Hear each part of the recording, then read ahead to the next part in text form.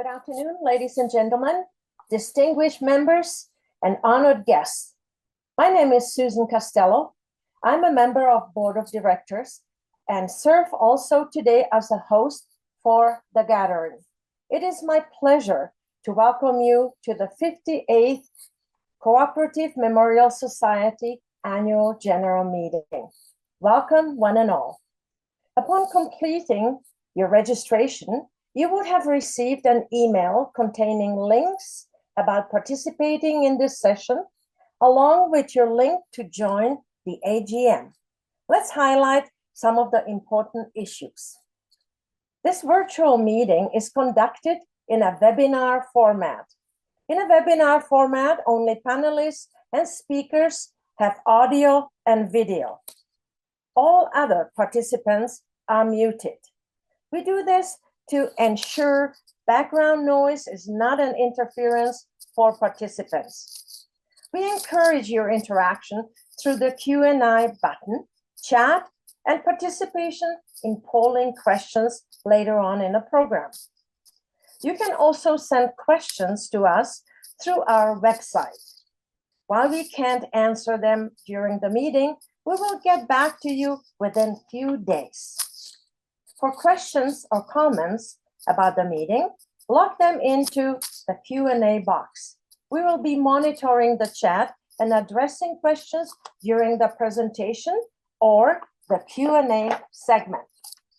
Any unanswered questions or those we run out of time to address will be responded to on our website in the coming weeks. Please note that this meeting is being recorded with the intention of making it available on our website a few weeks after the event. The approved meeting minutes will also be posted on our website. We appreciate your attention and anticipate a smooth and productive meeting. Thank you. Following the business segment of our meeting, we are delighted to welcome a special guest presenter, Laura Silver, a certified death doula. Laura will offer a lighthearted 20-minute presentation shedding light on the role of a death doula, outlining both what she and others in the profession do and do not do. We believe you will find this presentation intriguing. I would now like to call on our director, Mike Meredith, to present the land acknowledgement. Mike? Susan, it looks like Mike has not been able to sign in yet, so I will provide the land acknowledgement. It's Sylvia. Oh, there he is. I'm here. Okay. Okay, Mike, your show. In the spirit of respect, reciprocity, and truth, we honor and acknowledge that what we call Alberta is the traditional and ancestral territory of many peoples, presently subject to Treaties 6, 7, and 8, namely the Blackfoot Confederacy, Kainai, Piikani, and Siksika, the Cree, Dene, Saulteaux, Nakota Sioux, Stoney Nakoda, and the Tsuut'ina Nation, and the Métis peoples of Alberta. This includes the Métis settlements and the 6 regions of the Métis Nation of Alberta within the historical Northwest Métis homeland. We acknowledge the many First Nations, Métis, and Inuit who have lived in and cared for these lands for generations. We make this acknowledgement as an act of reconciliation and gratitude to those whose territory we reside on or are visiting. Finally, we acknowledge all nations, Indigenous and non, who live, work, and play on this land and who honor and celebrate this territory. Thank you, Mike. For the past 58 years, the CMS has thrived through the dedicated efforts of our board of directors and a part-time membership services coordinator. Successfully running a non-profit organization demands considerable hard work and commitment from the board and its volunteers. Allow me to introduce you to our esteemed board members. Terry Gee, board chair ex officio on all board committees. Terry played a pivotal role this past year by rewriting and designing website content, creating our new Alberta brochure, and formulating our communication plan to execute our strategy. Terry is also the person who plans most of the AGM, including the agenda, writing the script, preparing the slides, and formatting the videos afterwards for our website. Terry, who joined CMS in 2008, is up for re-election and looks forward to transitioning into her final year on the board.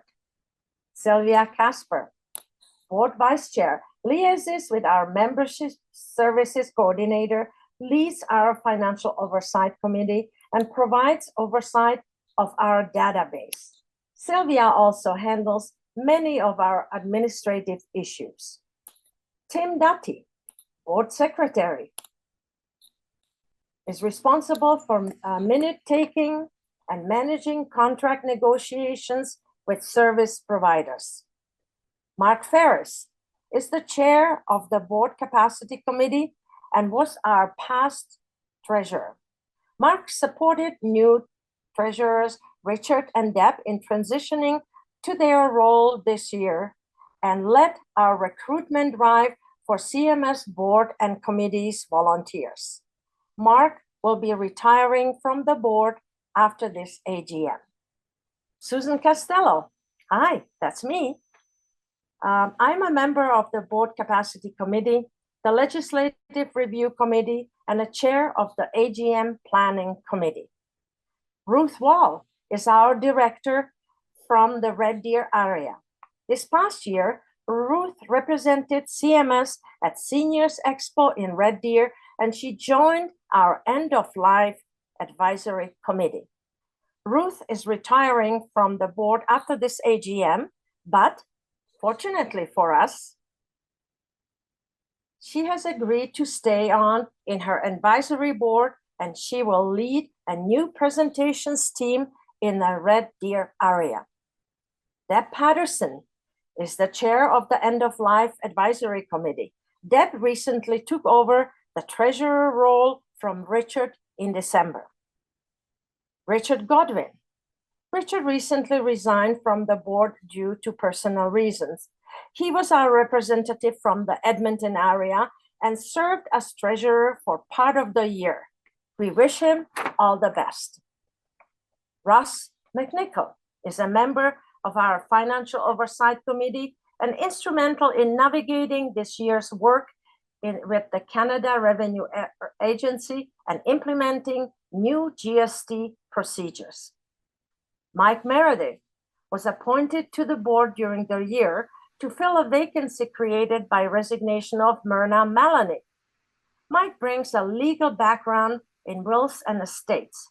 We look forward to involving Mike more in our committees in 2024. He's seeking election at this meeting. Our board can consist between 9 and 12 directors, and we currently are operating with 9 active incumbents. Alongside our board, Barb Montgomery serves as our dedicated membership services coordinator, skillfully managing membership requirements, transfers, and inquiries with compassion. We express sincere gratitude to Barb on behalf of the board for her steadfast commitment and empathetic assistance to our members during their most challenging time. Thank you, Board of Directors. It's a pleasure working with you. I would now like to welcome Terry Gieb, our board chair, to commence the business portion of our meeting. Terry? Thank you, Susan. Welcome, ladies and gentlemen. As the chair of this meeting, I call the 58th Annual General Meeting of the Cooperative Memorial Society to order at 1:10 p.m. As you are aware, this is a registered event. Therefore, we have a record of every person in attendance and their IP address for every vote. We do not monitor how you vote, but to ensure voting integrity, we can cross-reference your information with our membership records to ensure only members' votes are counted. For participants joining by phone, unfortunately, the voting feature is not available. At this meeting, voting on motions will be conducted through the use of polling questions. Motions will be presented in this format, with each question necessitating a mover and a seconder. To streamline the process, the individuals fulfilling these roles will be identified before each question is presented. Upon introducing the polling question, you will have about 30 seconds to respond by selecting your answer on your computer and smartphone. Now, to ensure your comfort, let's test the voting so you know what to expect. Remember, please only vote if you are a CMS member. And I will now bring up the first poll. Please bear with me. You now have 30 seconds to register your vote.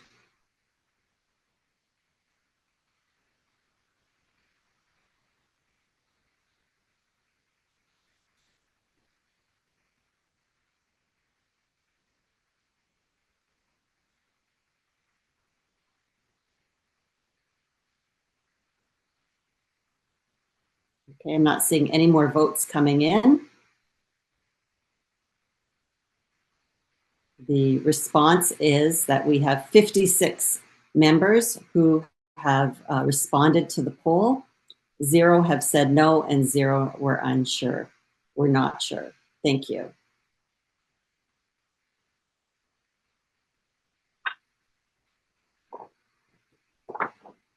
So as you can see, we have 56 members and approximately 70 members are guests in attendance. Our bylaws require that 1/10 of members or 50 members, whichever is the lesser, constitutes a quorum. You've just seen that we have more than 50 members in attendance. Therefore, I declare a quorum is met and this meeting is duly constituted according to our bylaws. On the screen is our meeting agenda, which meets the requirements of our bylaws. For any members with questions or concerns, you may raise them during the question and answer period or during any other business. The minutes of our last annual general meeting of members, held Saturday, January 28th, 2023, do not become the official record until the members approve them. Copies of the minutes were reviewed by our board and have been posted on our website since the 28th of November, 2023. I would now like to call upon our Vice Chair, Sylvia Casper, to highlight the proceeds of that meeting. After Sylvia is done, I will ask you to approve them by voting. Welcome, Sylvia. Thank you, Terry. The 2022 Annual General Meeting was held virtually on January 28, 2023. The meeting was called to order at 1:05 p.m. with 177 members in attendance. Minutes of the 2021 AGM were reviewed by the Vice Chair and approved by the membership. The Chair presented the board annual report. She advised that in 2022, we achieved a long-held goal of becoming a provincial organization when we welcomed the members of the Memorial Society of Edmonton upon dissolution of that organization. We contracted with 3 service providers in the Edmonton area. In addition to the former Edmonton members, 1,462 new members were added during the year. A new and enhanced committee model was adopted, which included member volunteers. The full board met 10 times with 16 committee meetings and 10 ad hoc committee meetings. The Treasurer's report was presented by the Treasurer, Mark Ferris. Committee reports were provided by Tim Duffy for the Service Provider Committee, Louis Grenier for the End of Life Committee, and Mark Ferris for the Board Capacity and Legislative Review Committees.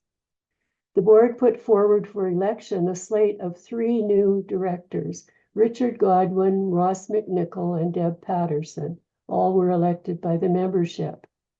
Retiring directors Nellie Pintus, Jerry Jonason, Peter Stacy Salmon, and Louis Grenier, whose terms had been completed, as well as Director Lindy Keeler, who resigned from the board, were thanked for their many years of service. After a question and answer session, the meeting was adjourned at 2:20 p.m. Following adjournment of the meeting, guest speaker Yvonne Martin Morrison gave a fascinating presentation on the role and duties of an executor and answered member questions.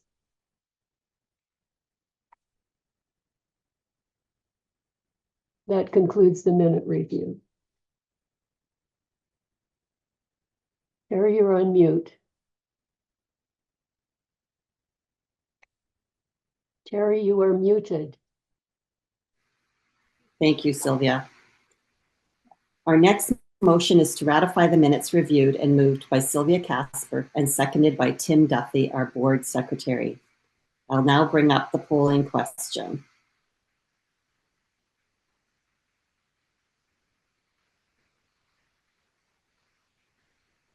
Members, do you approve the minutes of the January 28th, 2023 annual general meeting as presented? You now have 30 seconds to answer.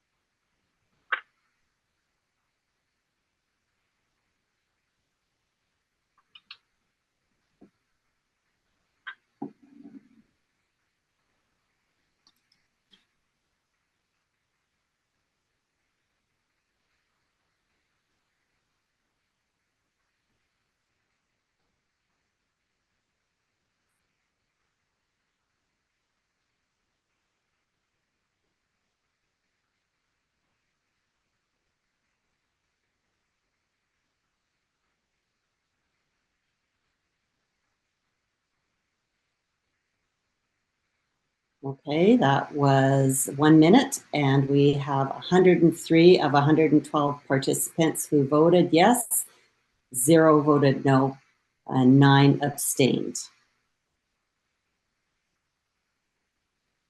Share that result with you quickly.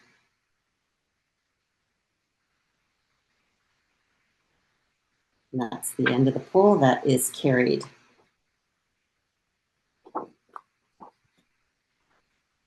The report that I am now going to provide to you is derived from the chairperson's report available on our website.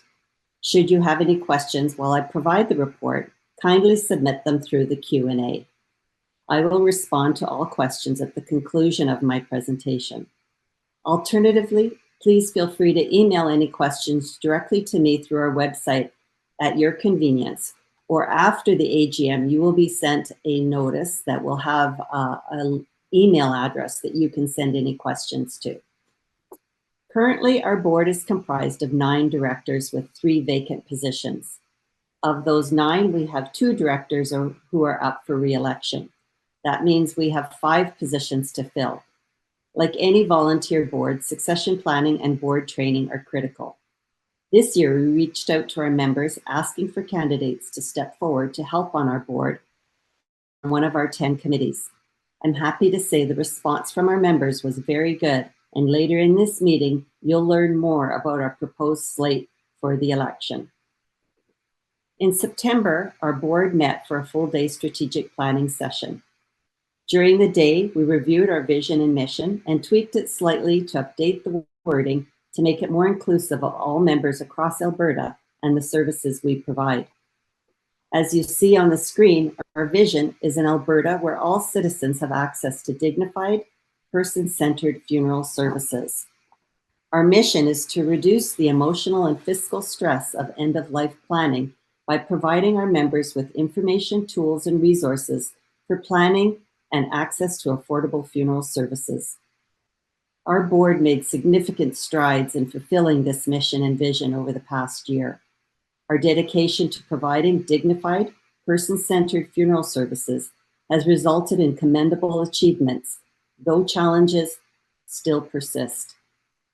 Key highlights of our board year include the renewal of 5 service provider contracts in Edmonton, Medicine Hat, and Central Alberta, successful AGM planning, extensive board and committee recruitment efforts, and new partnerships with the Palliative Institute and Laura Silver, a death doula who is speaking later in this meeting. The board has 10 committees structured to deal with the planning and operational work that needs to happen. Of these committees, 8 are operational and 2 are not because we do not have enough members with the interest or skills to fill them. As a result, the outstanding work is completed mostly by myself and Sylvia Casper, our vice chair, until we can recruit and train people with the skills and interests to take over in those roles. Some highlights of our committee accomplishments over the year include our Administrative Liaison Committee renewed the membership services contract. Our AGM Planning Committee secured technology advisors for this and future AGMs, in addition to planning and executing the event. Our Board Capacity Committee attracted 17 members for recruitment to the board and committees. Our End of Life Advisory Committee helped define the educational content for our website and established an information sharing partnership with the Palliative Center. The committee also obtained the services of 2 social work students from Mount Royal University, who will be doing a practicum work placement and special projects under the direction of Michael Kakasi, a previous director and a current member of the committee. Our Executive Director Recruitment Committee met with the Memorial Society of BC for insights on operations under an executive director, and I was fortunate to be able to attend their AGM in person in Vancouver at no cost to the CMS. This committee is also working with an HR advisor to create a job description for a new executive director role and solidify the hiring process once we are confident we have the financial ability to move forward. Our Financial Oversight Committee had an extremely busy year managing the transition to 2 new treasurers. Following a review of our enabling legislation, which is the Cooperatives Act, the committee determined that the CMS is required to have its annual financial statements audited rather than the financial review that we've done in previous years. As a result, the board appointed a firm of auditors to perform that service for the 22-23 fiscal year. To ensure compliance with the Income Tax Act, the Financial Oversight Committee assisted the Treasurer to prepare and file with Canada Revenue Agency a number of annual income tax returns, together with a voluntary disclosure application to clarify our status as a not-for-profit organization. The CRA is currently reviewing that information. We registered for a GST account effective September 1st, 2023. To provide simplicity to members and their estates, the committee recommended and the board agreed that revenue from both membership fees and record fees would be inclusive of GST rather than adding GST to each transaction. Our Legislative Review Committee reviewed funeral legislation and cooperative legislation to ensure we are in compliance with government requirements in the acts. We anticipate there will be a few changes to our bylaws next year as a result of this work, but it is nothing major that needs immediate attention. We do not have an active member engagement committee at this time because we did not have enough interest or skill from our members or board. As a result, we did not make much progress on our social media strategy, though we do continue to add occasional posts to Instagram and Facebook. On behalf of CMS, I wrote and distributed 3 newsletters over the course of the year, and we ran advertisements in newspapers targeting older adults in Edmonton, Calgary, Lethbridge, and Medicine Hat. Sylvia and I both did a number of presentations to groups and clubs, and we manned a booth at the Unison Expo in Calgary. Ruth manned our booth at the Seniors Expo in Red Deer. Our Service Provider Committee also had a busy year, negotiating several new contracts in Edmonton, Medicine Hat, and Central Alberta, and closing the contract in Taber and some small towns in Central Alberta. After my report, Tim will provide you with an update on the new contracts. On March 9th and 10th, our practicum students, Nicole and Natalie, are planning to host a couple of Zoom focus groups. We are looking for members who are willing to participate by giving us their feedback. The purpose of the focus groups is to gain a better understanding of member experience and wishes for CMS. The link to sign up is on our website homepage at calgarymemorial.com, and you will also be sent an email with that link. I would like to express my sincere appreciation to the members who dedicate their time and to volunteer this past year. Your invaluable skills and knowledge have significantly contributed to our work, and we are truly grateful for your commitment. In past years, we reported membership at about 35,000 members based on what was in our database and what was marked active. Over the past 2 years, Sylvia and I, but mostly Sylvia, went through many of these records to determine their correct status. This resulted in almost 10,000 members being marked deceased because the record had not been updated prior to being transferred to CMS from the Edmonton or Red Deer Memorial Societies, or because the death was not reported to us by the funeral home or the family when the service was not planned through CMS. In 2023, we received 1,599 new memberships for a total of about 28,000 active memberships. The number of deaths per year is similar to the number of new memberships, so we expect the overall growth in active members to be minimal. Of all our service providers across Alberta, the top 2 plans purchased by our members at time of need or pre-purchased were sold by McGinnis and Holloway in Calgary. These plans were for basic cremation and basic cremation with funeral. Over the next 3 years, our organization is set to embark on a strategic journey aimed at achieving significant milestones in 3 key areas. First and foremost, our commitment to governance excellence will be underscored by a dedicated effort to strengthen our board. This involves the strategic recruitment of skilled directors, which I explained earlier, providing governance training for our board, and implementing knowledge transition and succession plans to ensure continuity and effectiveness in leadership. Simultaneously, we will focus on enhancing memberships to increase our revenues so we can continue to expand our services. This work includes an investigation into charity registration to potentially unlock additional funding streams and the improvement of member access to crucial information. Our goal is to fortify the financial foundation of the organization, ensuring sustainability and growth. Furthermore, a pivotal aspect of our strategic priorities is the improvement of member access to affordable funeral services. This entails a deeper look into members' needs for funeral plan contracts, expansion of partnerships to increase member services, and the addition of an executive director to make a positive impact on this crucial aspect of our offerings. However, we acknowledge that these strategic priorities come with challenges.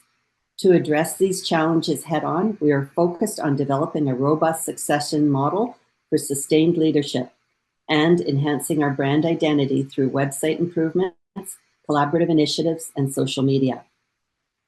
Through this comprehensive approach, our board is confident in our ability to navigate the complexities ahead and emerge stronger and more resilient. In conclusion, the CMS has shown commendable progress, tackling challenges and embracing opportunities. The dedication of our board, our membership services coordinator, and our volunteers has propelled us forward. As we move ahead, we remain committed to being a reliable and compassionate resource for end-of-life planning. We express gratitude for the collective efforts and look forward to the future marked by continued success and service excellence. Thank you. Now I will answer any questions that there are. Tim or Sylvia, are there any questions in the Q&A? Terry, there are no questions at this time. Members, please feel free to enter any questions you may have, and we'll address them as we go on.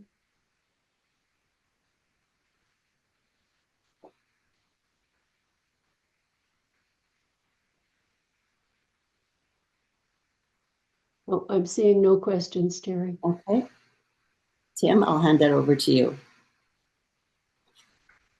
Thank you, Terry.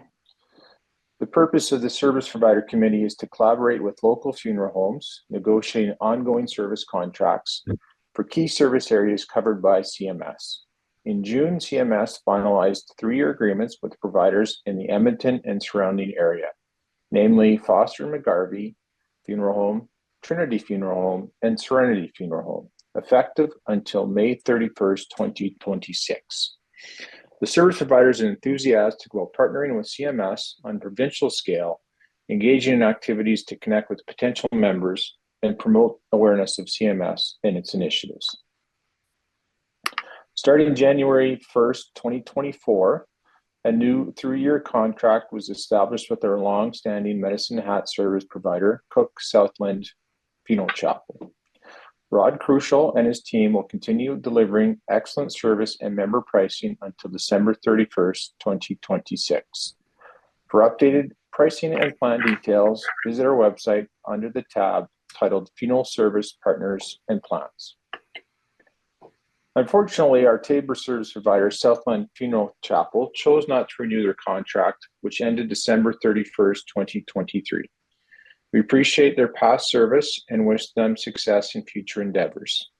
Tabor area members can avail services from our Lethbridge service provider, Cornerstone Funeral Home, our Medicine Hat service provider, Cook Southland Funeral Chapel, or our Calgary service provider, McInnes and Holloway, with additional fees for transportation beyond city limits.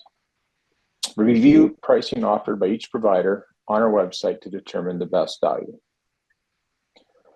On February 14th, 2024, existing contracts in Central Alberta expired and were replaced by a single contract with Central Alberta Family Funeral Service Limited, locally owned and operated by Gordon Mather and family.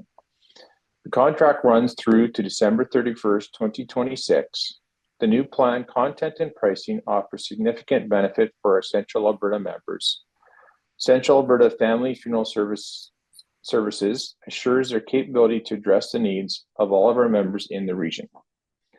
CMS extends gratitude to the previous Central Alberta service providers and wishes them success in future endeavors. For those who have prepaid with previous service providers, rest assured that your prepaid contracts will be honored when needed and no changes are required. Comprehensive details about service providers and plans are available on our website, calgarymemorial.com. Thank you. If there's any questions, please ask them in the Q&A section.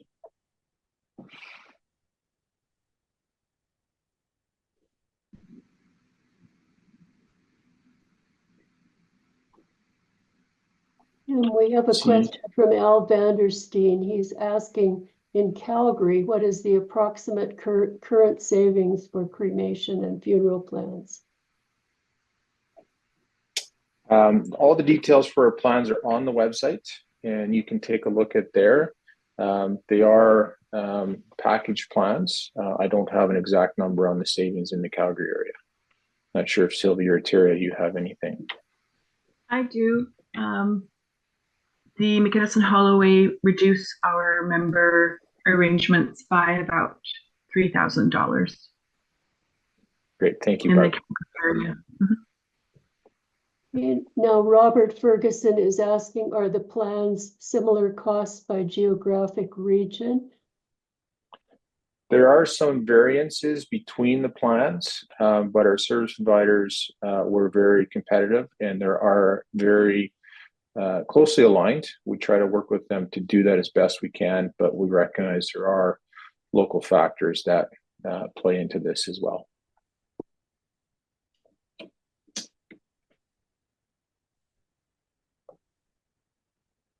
And I believe that. Are there any other questions? I think those are the questions relating to service providers at this time, Tim. All right, thank you. I will turn things over to our treasurer, Debbie Patterson, to review the financial results for the year ending October 31st, 2023. Thanks, Tim. Good afternoon, members and guests. My name is Debbie Patterson, and I recently took over the treasurer position because Richard Godwin, our previous treasurer, had to step back for health reasons. We wish him well in his recovery. A full copy of the 2023 annual financial statements can be found by clicking on the file in the chat box or on the link on the homepage of the CMS website. We'll be working with an excerpt of those financial statements for this meeting.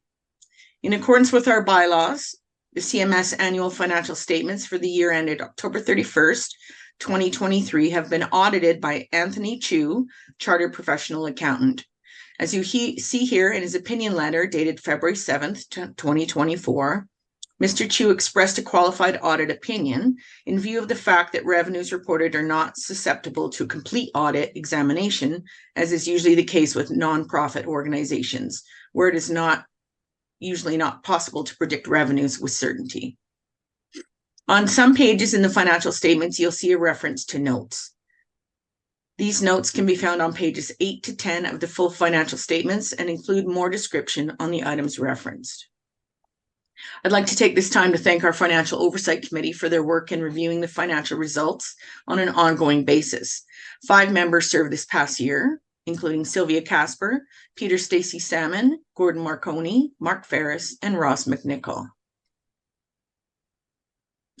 Revenues for the last fiscal year ending October 31st, 2023 totaled $124,607, which was a small decrease from the previous year's revenue of $124,799 after adjusting entries for accruals.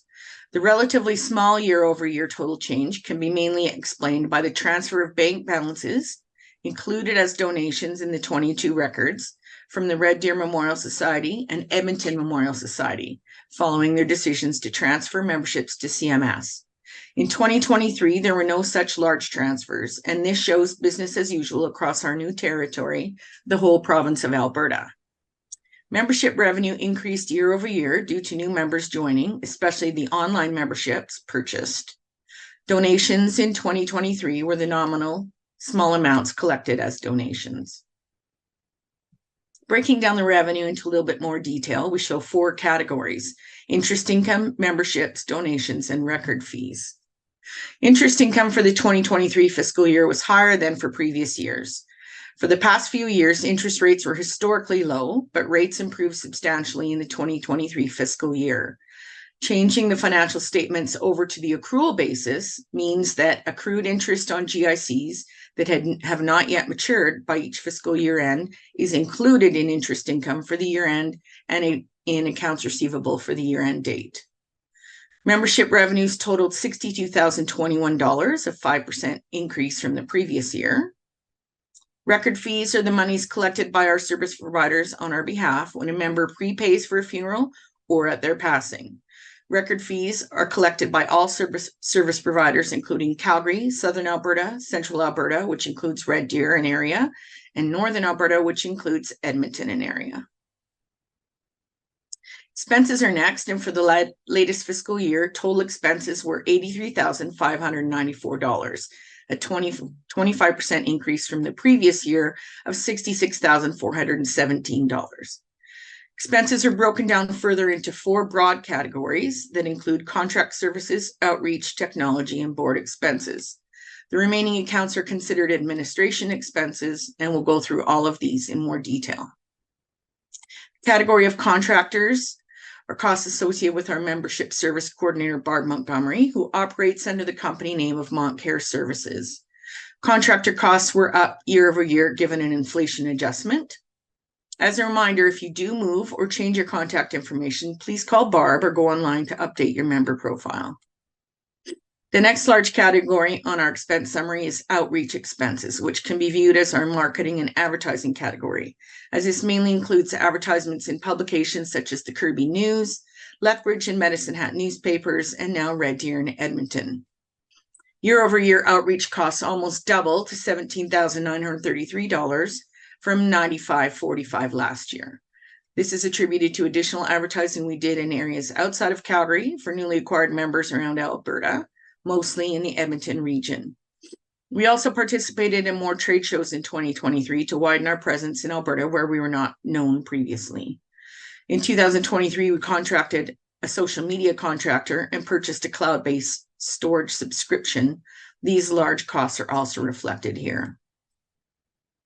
The second last large category is technology, which included maintaining our member database, sending communication to members through newsletters, initiating a social media strategy, and board tools such as Zoom and SurveyMonkey.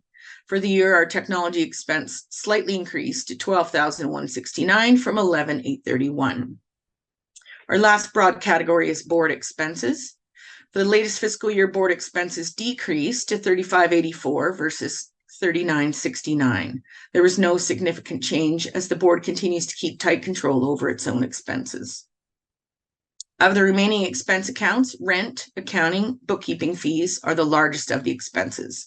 We had a bookkeeper for part of the year, monthly subscription to our accounting program, QuickBooks Online, and the costs associated with our annual financial audit of this past year. In summary, then, total expenses for the year were $83,594 versus $66,417. At the very bottom, you will note the surplus or excess revenue over expenses. For the latest fiscal year, the surplus is $41,013, a decrease from the previous year surplus of $58,382. Much of this decrease can be attributed to the advertising spent on the Central, Southern, and Northern territories of Alberta, as well as the accrual costs of the year-end audit.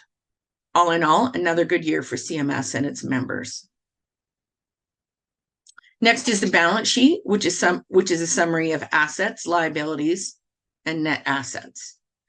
As of October 31st, 2023, assets for the Cooperative Memorial Society totaled $622,964 versus $572,495 the previous year. The increase in assets year over year is attributed to the surplus that was reported this year, and although there's some change in the Service Credit Union checking account balance, there was an increase in GICs, or Guaranteed Investment Certificates. CMS only invests surplus funds in the safety of GICs, and we currently have various maturities between 2024 and 2026. There are some liabilities for CMS and accrued liabilities, such as prepaid insurance and prepaid advertising, and therefore with net assets, liabilities, and equity equal to the total assets, which is $622,964. Pages 8 to 10 of the full report online provides a description of the notes that are referenced throughout this financial report. That is a financial results update for the fiscal year end October 31st, 2023 for the Cooperative Memorial Society. This concludes my report. Please let us know if you have any questions. Well, thank you, Debbie. There are no open questions at this time regarding the financial statements.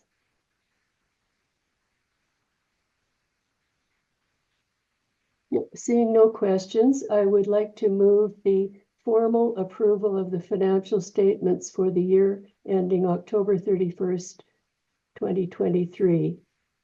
This motion is moved by Sylvia Casper, seconded by Ross McNichol. Please vote now.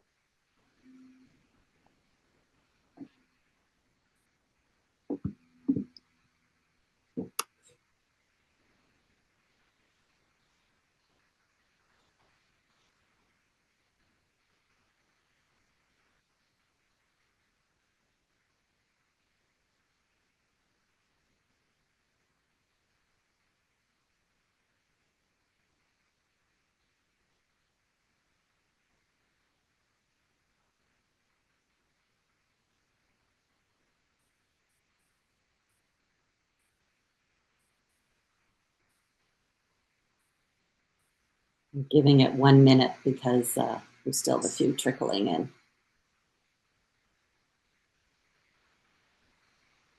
Okay, that's 1 minute.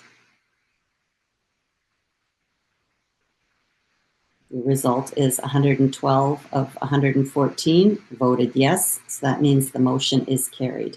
Thank you. Thank you for that, Terry. I see in the Q&A box that a few people are having difficulties with voting, and I'd like to apologize for that and just ask you to please keep on trying. And at this time, I'd like to move on to appointment of the auditor. Bylaw 41 requires that members must, by ordinary resolution at each annual meeting, appoint an auditor to hold office until the close of the next annual meeting. Our 2022-23 auditor, Paula First, resigned in the spring of 2023. Therefore, the board appointed Anthony Chu, Chartered Professional Accountant, to be our auditor for the 2022-23 fiscal year. Mr. Chu audits the financial statements of many not-for-profit organizations who are members of the Federation of Calgary Communities, as we are. The time has now come to appoint an auditor for the upcoming 2023-24 fiscal year.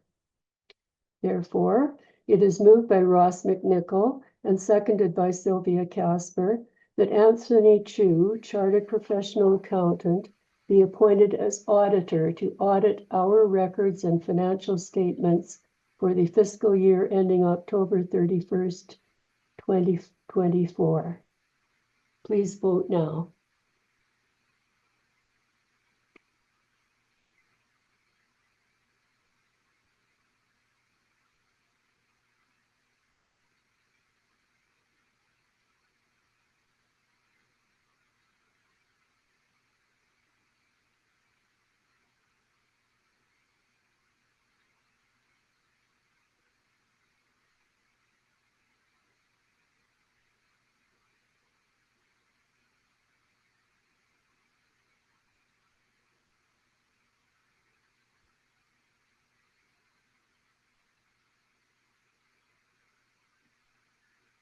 Okay, we have 112 people that voted yes, 0 voted no. That result is carried. Sylvia, there is, I understand there are several questions on the financial statements. Do we want to take a moment and answer some of those?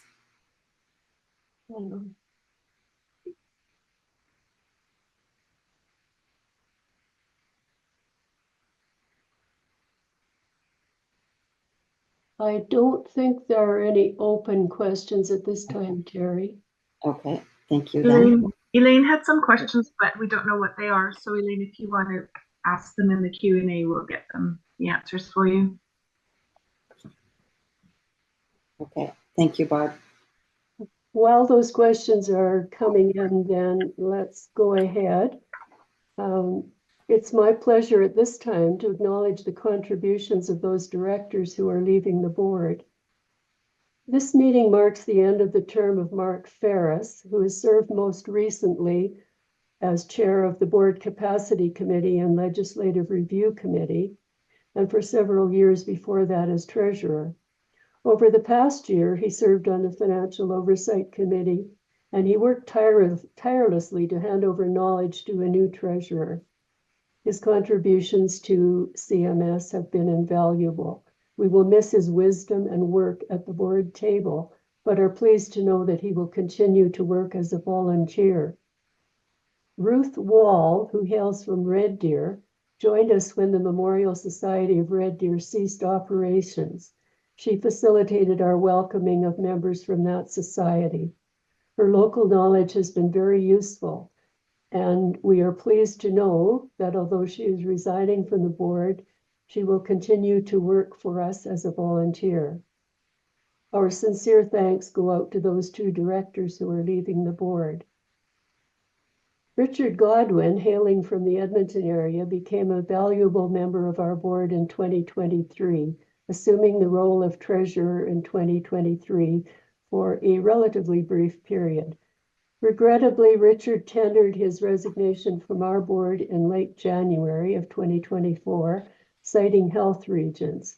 We extend our heartfelt wishes for his well-being and a swift recovery. Next, I would like to introduce you to our slate of director candidates for the board. Firstly, Michael Meredith. Michael holds a Bachelor of Arts degree in Geography from McGill University and a Bachelor of Laws degree from the University of New Brunswick. He has been practicing law since 2006 in the areas of banking, corporate law, and commercial law at both international, national, and boutique firms. His current focus is on wills and estates at his own practice in Calgary. He is involved in his community association and volunteers with public legal education, and he teaches adaptive skiing for people with disabilities. The next candidate is Don Natiuk. Don holds a master's degree in business administration from Royal Roads University, as well as an associate degree in fire sciences and a number of designations and certificates, including board oversight for strategy change management, Crown Director effectiveness, and not-for-profit governance essentials. He holds an ICIDD designation from the Institute of Corporate Directors and has a strong record of board membership. He recently retired as president and CEO of Grand Prairie Regional College. Don believes strongly in principled policy governance and open communication. Miriam Carey is a recently retired full professor of political science and policy studies at Mount Royal University in Calgary. With a particular interest in governance and leadership, she has volunteered on several boards in the Calgary region over the last 20 years. Since 2016, she has been a member of and an advocate for the Cooperative Memorial Society. Miriam was a public bencher for the Law Society of Alberta for 6 years. She served on the Mount Royal University Board of Governors while a faculty member, and was a director of the Calgary Humane Society for over 10 years, the last 4 of which she served in the roles of chair and past chair. Her last volunteer contribution to the Humane Society was to research and write its history in celebration of its centennial in 2022, entitled 100 Years of Connecting Lives, Calgary Humane Society, 1922 to 2022, available from the Humane Society.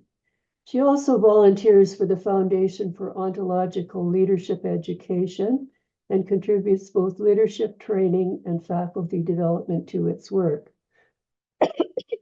Our next candidate, Diane Fair, is an accomplished values-driven executive with 23 years experience in the nonprofit sector as a starter, builder, and leader.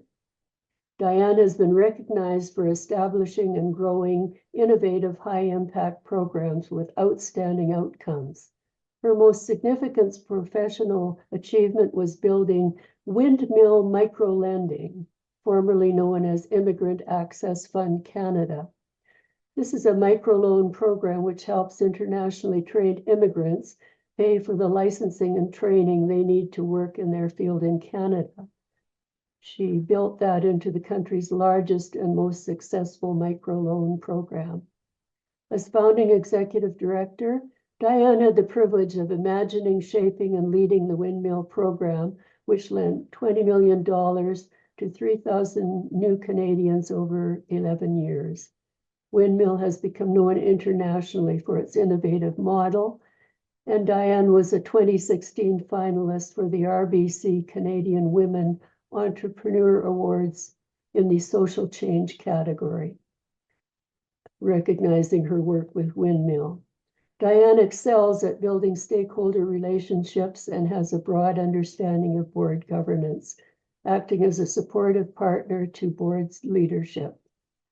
Her strong presentation, verbal and written communication skills complement her enthusiastic and entrepreneurial spirit.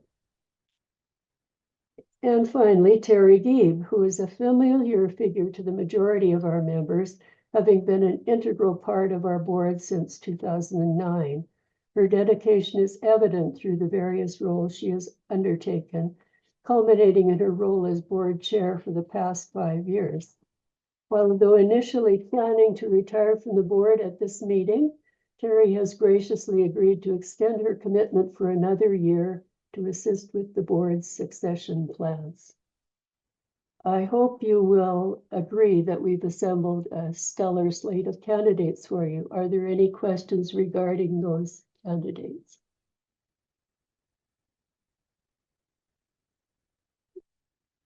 I see no questions.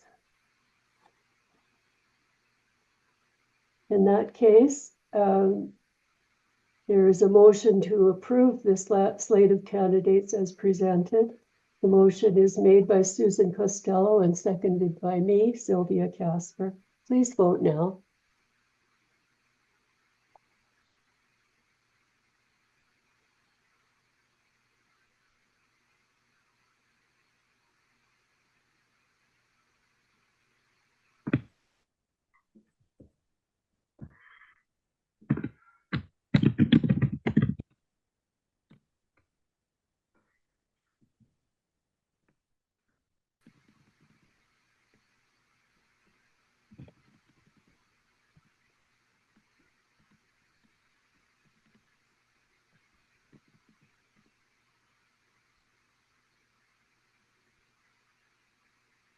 Okay, that was 40 minutes or 40 seconds, sorry. We have 104 of 106 registering yes, 1 no, and 1 abstention.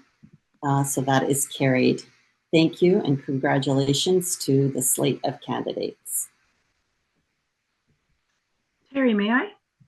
Yes, you may. We have 3 questions still Okay. outstanding. If you would be able to clarify the surplus amount on our financials.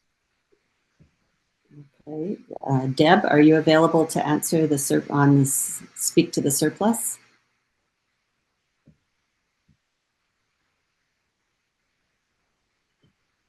Sorry, I couldn't get myself off mute. We use the term surplus. It's basically what's left over after expenses taken from revenue. So on a regular profit and loss, it would show up as net income, and that's what we use as surplus. It moves into our assets at the end of every year, contributing to our net asset amount. And then Terry, we have a question about the costs of outreach. Terry or Debbie? Okay. And what's the question? Just what is the cost of outreach? Mm-hmm. Okay. I don't have the numbers in front of me. Deb, do you have the statements there? I don't, because No. they're in the slideshow. Or just what the costs are and will they continue to increase? I anticipate that the costs for outreach will depend on what our strategies are at the time, but right now our strategies are using advertising, which is the majority of our costs, and the cost to do presentations, which might include travel costs for any out-of-town presentations. So I suspect because we're now trying to reach the entire province of Alberta, those costs will go up higher. Thank you. Okay, let's move on to resolutions. According to our bylaws, prior to any annual general meeting, a resolution may be submitted in writing to the Board of Directors to bring forward at the annual general meeting. When a resolution is submitted, the CMS must send the proposed resolution to every eligible member, either in hard copy form, in electronic form, or by means of our website.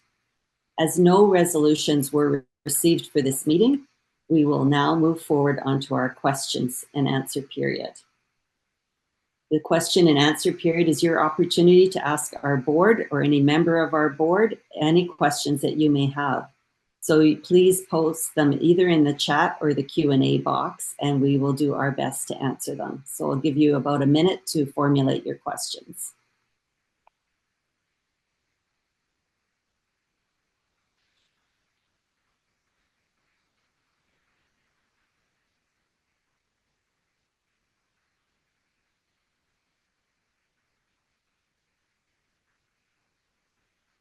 I'm just reading a couple of the chat while we're waiting for people to ask their questions. And a comment from Gordon Oakes was excellent nominations for the board. I couldn't agree with you more, Gordon. Very impressed with our new directors. Looking forward to seeing what they can do for us. Another question, any plans for a funeral home in Camrose to join? We just added our Central Alberta service provider, which is Gordon Mather and family, and they actually will cover the Camrose area, I believe. But we are open at any time to other funeral homes, and we have reached out to some in the area, and we didn't get a response back from Camrose at this time, but not to say that might happen in the future.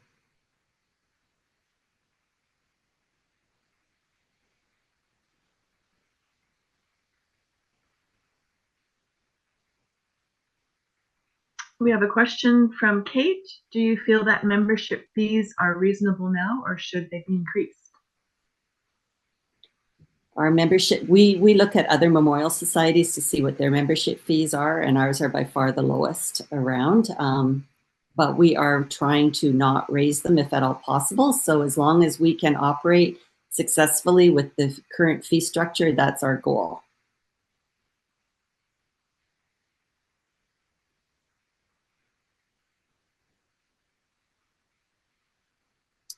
There's one question here. I'd like to know the educational background for the last two female candidates.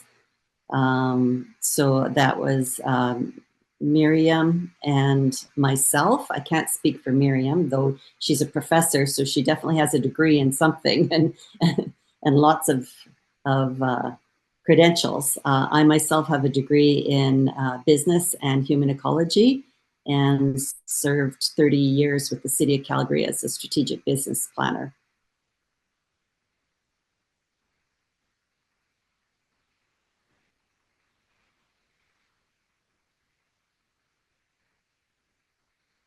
Are there any other questions coming up?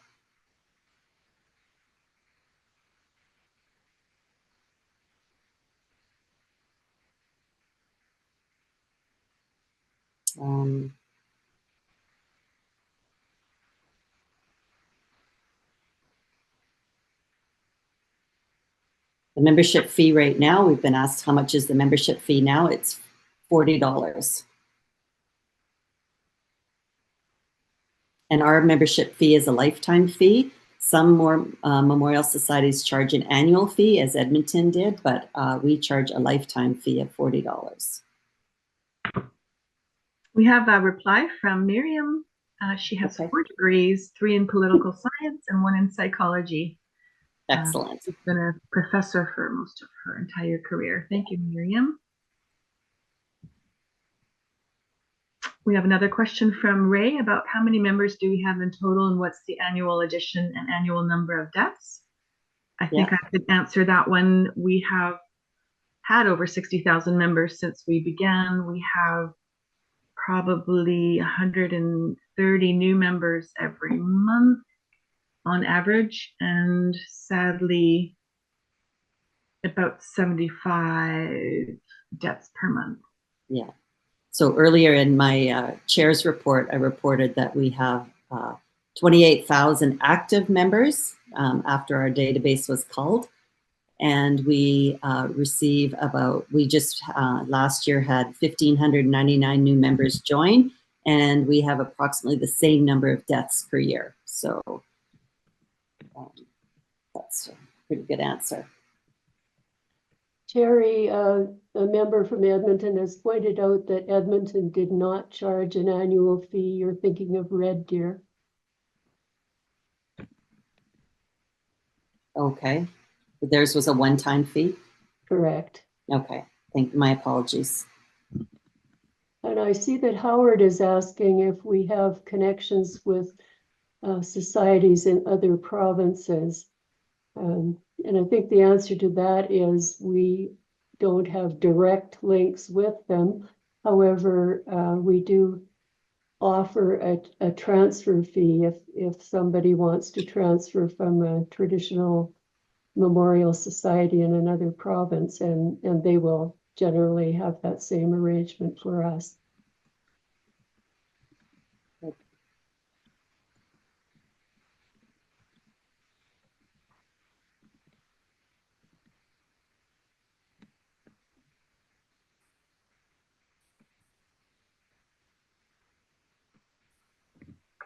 There's a question here. Does funeral home give some money back to the society? For the prepaid service, I was charged $50 on my prepaid arrangement. Yes, we do charge. We do have a prepaid fee that we collect at either at the time of the funeral arrangement, when the arrangement is made, or upon prepayment, and our record fee is $35.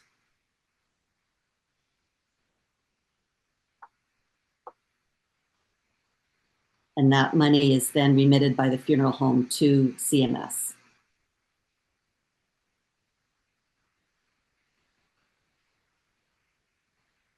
Okay. Any further questions before we move on? That seems to be it, Terry. Okay, that's great. So this concludes our question and answer period. Any questions we didn't answer, we will attempt to gather that information and post them on our website in the future. Before we close the business portion of our meeting, is there any other business that anyone would like to bring forward? If you have something, please enter it into the chat or the Q&A. Any other business? Any other business? Seeing none, then we will move forward. Please mark your calendars for February 22nd, 2025 for our next annual general meeting. I now move the meeting to be adjourned at 2:06 p.m. and I'm going to cast a poll so that you can vote on that.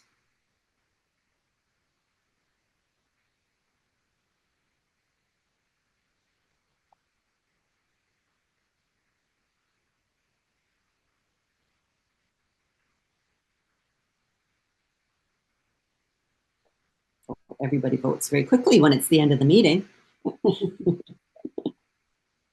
That's great. We're almost there. Record time. Okay, we have 108 of 108 voting yes. So that is carried. There we go.